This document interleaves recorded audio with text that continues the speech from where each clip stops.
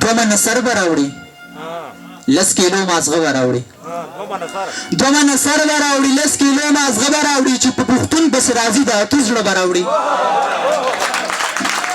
دو من سر براوړي لس کیلو مازغه براوړي چې په پښتون بس راځي د اتیز له براوړي پر پنځه ګولۍ اوس هم لرو هر اندام کې د پټ نیمکار نه د شپېته غزه چاړه براوړي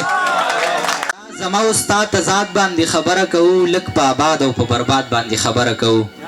زه به دوران پښتونخوا وسایل راوړم خو بیا به آباد اسلام آباد باندې خبره کوو زه به دوران پښتونخوا وسایل راوړم خو بیا به آباد اسلام آباد باندې خبرې کوو ډیره مننه کوم د استاد محترم مولی شاه منظر صاحب او د دې چا چې دا پروګرام را جوړ کړی د هغوی ډیره مننه کوم خبرې ډیرې نه کوم بس شعرونه به ویم چې هر یو قلم هر یوې پاڼې سره لمبه کړې ده هر یو قلم هر یوې پاڼې سره لمبه کړې ده ما د جانان په حسن دومره تبصره کړې ده هر یو قلم هر یوې پاڼې سره لمبه کړې ده ما د جانان په حسن دومره تبصره کړې ده د انتظار د زیت نه صرف زه خبر یم لکه ګلاب مې د زغو په سکو شپه کړې ده د انتظار د زیت نه صرف زه خبر یم لکه ګلاب مې د زغو په سکو شپه کړې ده ما ته هیچا هم حوصله د همدردۍ رانه کړه ما ته هیچا هم حوصله د همدردۍ رانه کړه زما په خیال چې دا مې کاڼو ته قیسه کړې ده ما ته هیچا هم حوصله د همدردۍ رانه کړه زما په خیال چې دا مې کاڼو ته قیسه کړې ده په تندکونو ستا تر کوره رسېدلی یمه د ژوند په لار مې په قدم قدم دمه کړې ده په تندکونو ستا تر کوره رسېدلی یمه د ژوند په لار مې په قدم قدم دمه کړې ده راشه زما نه تپوس وکړه چې ستا حسن څه دی چې ما د خپلو ارمانونو جنازه کړې ده چې لا تر اوسه په خوبونو باندې نه مړېږي چې لا تر اوسه په خوبونو باندې نه مړېږي سعود ستا مینه کې صدا رنګ شوګیره کړې ده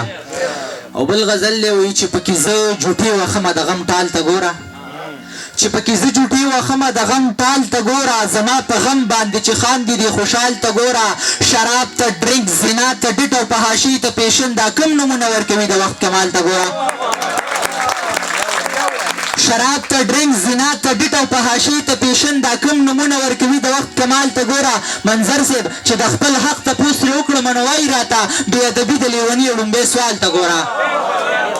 چې د خپل حق تپوس ترې وکړه منوایي راته بې ادبي د لیوني ړومبی سوال ته ګوره مقام په تور او په سپین نه دی خو کردار په کار دی ګینې رڼا د سحر وګوره بلال ته ګوره مقام په تور او په سپین نه دی خو کردار په کار دی ګینې رڼا د سحر وګوره بلال ته ګوره او دلی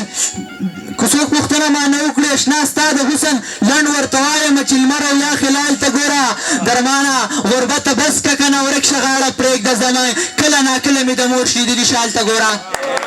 غربته بس که که نه ورک شه غاړه پرېږده زمه کله ناکله مې د مور شیدلي شال ته ګوره جامې خیرنې شونډې سپورې سترګې زړې زړې جامې خیرنې شونډې سپورې سترګې زړې زړې لیونی شوی دی بیبي د سعود حال ته ګوره او د منظر صاحب په کلام درنه اجازت اخلم چې دوه منه سر به راوړي لس کیلو مازغه به راوړي دوه منه سر به راوړي لس کیلو مازغه به راوړي چې په پښتون پسې راځي د اتو زړه به راوړي دوه منه سر به راوړي لس کیلو مازغه به راوړي چې په پښتون پسې راځي د اتي زړه به راوړي پنځه ګولۍ اوس هم لرو هر اندام کې د پټ نیمکار نه د شپېته غزه چاړه به راوړي تش په کتوی زنکدن ته اوس سر نه کېږدمه تش په کتوی زنکدن ته اوس سر نه کېږدمه چې غرش لوي جانان سنبی سنبی باڼه به راوړي زما غړۍ ته رسېدل د پامیر سر ته ختل کراکوي پانسي کنال کنال ویښته به راوړي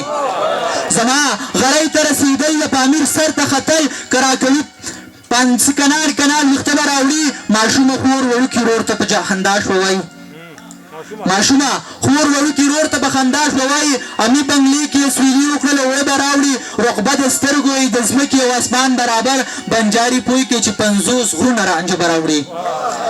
د پښتنې معده کې کاڼي د وطن پراته دي د پښتنې معده کې کاڼي د وطن پراته دي دا که واده نه پس بچي راوړي نو مړه به راوړي هغه مې ورته پوټي ورکړل ورته لاس ګرموي زما پرې څومره پوخ یقین و چې اوبه به راوړي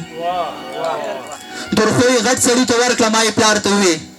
درخوی غټ سړي ته ورکړه ما یې پلار ته ووې غټانو ټول عمر خرام خوړلي غله به راوړي لیچي دي دواړه تاوي کړي دي د بل سړي نه د منظر سړي خو بنګلي چې راوړي نه به راوړي